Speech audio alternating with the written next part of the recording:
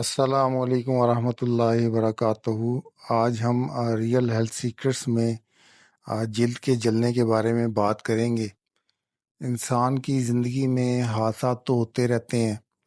حادثہ کسی بھی قسم کا ہو سکتا ہے۔ کوئی انسان کسی بھی وقت حادثاتی طور پر جل بھی جاتا ہے۔ آگ لگنے سے، گرم پانی جلد پر گرنے سے، یا گرم دودھ جسم پر گرنے سے، لوہے کی بھٹیوں میں لوہا پگھلاتے ہوئے کسی بھی وقت حادثاتی طور پر جلد جل جاتی ہے۔ بچے اکثر دودھ گرم کرتے وقت دودھ گرنے سے جل جاتے ہیں۔ جلد کے جلنے سے بہت شدید جلن کا احساس ہوتا ہے۔ چھوٹے موٹے واقعات تو ہر کسی کے ساتھ زندگی میں ہوتے رہتے ہیں، مثلاً سگریٹ کا جلد پر لگ جانا، کپڑے استری کرتے وقت گرم استری کا لگ جانا، باورچی خانے میں گرم توے کا لگ جانا، گرم سالن کا جسم پر گر جانا، یا گرم گھی کا جسم کے کسی حصے پہ گر جانا ہوتا رہتا ہے۔ جلنے سے جلد پر آبلے پڑ جاتے ہیں۔ بعد میں ٹھیک ہونے کے بعد جلنے کا نشان ساری زندگی جلد پر بدنما داغ کی صورت میں رہتا ہے۔ جیسا کہ میں پہلے یہ بات کر چکا ہوں کہ چھوٹا موٹا جلنا تو ہر کسی کی زندگی میں ہوتا رہتا ہے۔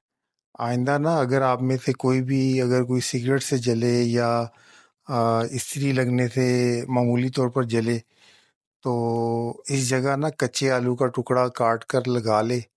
جتنی دیر جلن محسوس ہوتی رہے آلو کا ٹکڑا مسلسل لگا رہنے دیں۔ آلو کا ٹکڑا لگنے سے فوراً ٹھنڈک کا احساس ہوگا اور جلن ہونا بند ہو جائے گی۔